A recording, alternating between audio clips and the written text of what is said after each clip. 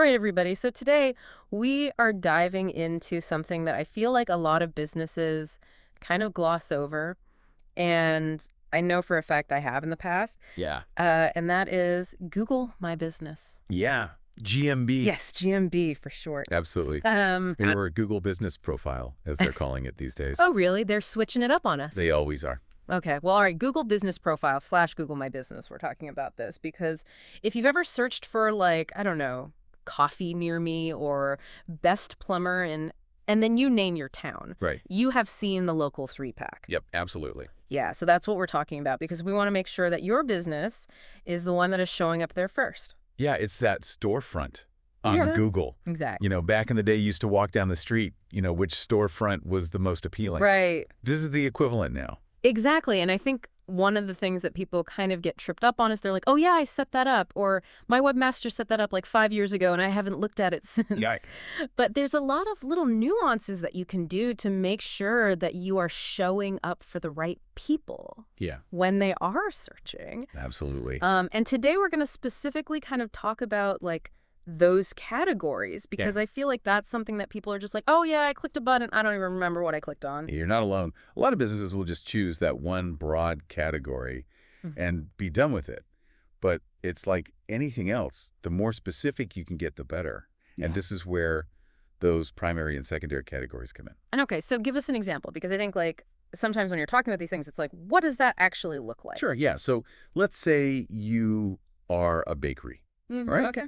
Just a local bakery. Yeah. You're baking bread, you're baking pastries, cakes, the whole 9 yards. Right. You might want to choose bakery as your primary category. Okay. But then you might also have secondary categories like wedding cake baker or, artisan bread.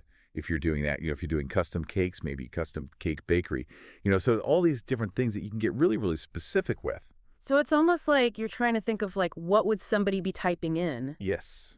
to find you? And Google's getting smarter and smarter. They're relating these searches together. So, if somebody is searching for a custom cake baker, they might also be interested in a bakery that just does regular cakes. You know what I mean? So Google's making those connections. And also, too, it's like you can only fit so much above the fold on your website. Right. You know what I mean? Like you can only say that you're so many things. Absolutely. And so that GMB listing gives you sort of like more real estate to be able to tell people all the things that you do. Yeah, absolutely. It's almost like the expanded view. On your website, you're going to have your main offerings, but on here, you can really get granular and let Google know everything that you offer. And it's interesting, too, because I think that it was in one of the source material articles that we were looking at for this deep dive that was talking about making sure that your website and your GMB are speaking the same language. Yes. Because I feel like what happens a lot of times, and I've been guilty of this in the past, is you set it and forget it, Right. but your business changes over the years. Absolutely, it evolves. And so what you might have been, 5 years ago is not what you are now. Yeah. And I think that's where a lot of businesses kind of fall short. They have their website and then they have their GMB and never the two shall meet. Right. But really, you want them to be speaking the same language. You want that same messaging, those same keywords, because Google is looking for that consistency. They're looking for those signals that you are a legitimate expert in what you do. It's almost like that thing of, we talk about brand consistency across all platforms. Yes, Like yes. this is just another platform. Absolutely. And it's one of the most important ones because it's often that first impression. Right. People are going to see your Google My Business listing before they even get to your website. And it's funny because you were talking about that consistency. And one of the things that they talked about in one of these articles, and this wasn't like an article, this was more of like a product. I think this was called the 30 Days to GMB ranking or something like that. Oh, yeah. GMB Crush put that out. Yeah. And I mean, we're not here to like shill their product or anything like that. No. But one of the things that I thought was really interesting about it was they were talking about, you were saying you've got to make sure that your website is speaking the same language as your GMB. Yeah. They were saying, look at your top competitors. Right. And see what's working for them. Absolutely. And kind of like use that as inspiration. Yeah. Borrow some of those keywords. Right. Look at what they're doing. And it's not even just keywords. It's like, are they using like really beautiful photography? Are they using videos? Like, what is it that they're doing? Right. Are they getting a lot of reviews? Are those reviews detailed and in depth? That's going to tell you what you need to do to compete. Yeah, and I feel like so often we kind of put our blinders on. We're like, Yeah. I've got to just focus on my business. But it's like, no, You need to see what's working for other people. Absolutely. Yeah. You can always learn from your competition. Yeah. So, okay, so we've talked about the categories, we've talked about the website, we've talked about like kind of looking at what your competitors are doing. What is something else that people can do to kind of like up their game when it comes to their GMB? I think a big one is just keeping it updated. Oh, yeah. A lot of people set it and forget it. Okay. But just like you would update your website, just like you might, repaint your storefront, Right. you've got to update your Google My Business listing. And I feel like that's especially true if you're a business that has like seasonal things. Sorry. If you're a landscaper or, something like that, where it's like, okay, these are the months that we do this. Right. Or if you've got special offers going on, you got to get those up there. Mm-hmm. You got to let people know. Yeah, because I think that was the other thing that the article talked about was like, don't forget to use like the Google My Business posts and things like that, Yeah. because that's free marketing Absolutely. that you're just like leaving on the table. It's like having a sandwich board Right.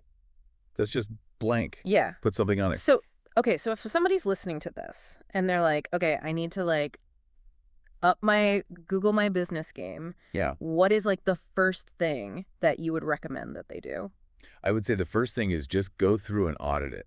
Okay. When's the last time you even looked at it? Okay. Log in, look at your categories, make sure those are up to date. Look at your photos. Are they good, high quality photos? Are they representative of your brand? And I would say to like, don't be afraid to like delete photos and re-upload them, because I swear every time I've done that, it's like helped me in the algorithm. Yes, because Google sees that as fresh content. Yeah, it's true. And they love fresh content. Yeah. And then the other thing I would say is like, go look at your competitors. Yes. And see what they're doing. And I'm not saying copy them, No. but be inspired. Right. Use it as a benchmark.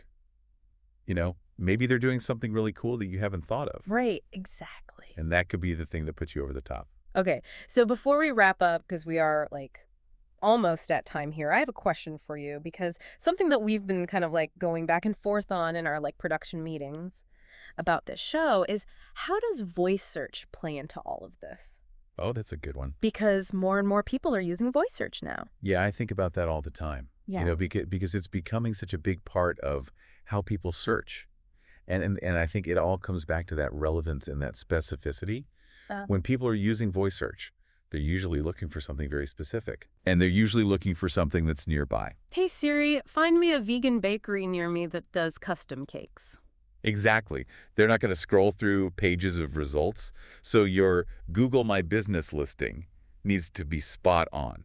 Okay, so basically what you're saying is Google My Business, that's Google Business Profile. Right. Important now. Yeah, It's going to be even more important in the future. Absolutely. So if you are sleeping on this, it's time to wake up. It's time to up your game. Yes, because this is free real estate that you are giving up Absolutely. if you are not utilizing it. It's low-hanging fruit. There you go. I like that. Get that fruit. All right, guys, so there you have it. Go forth and optimize your Google My Business. Yeah. We will see you guys next time.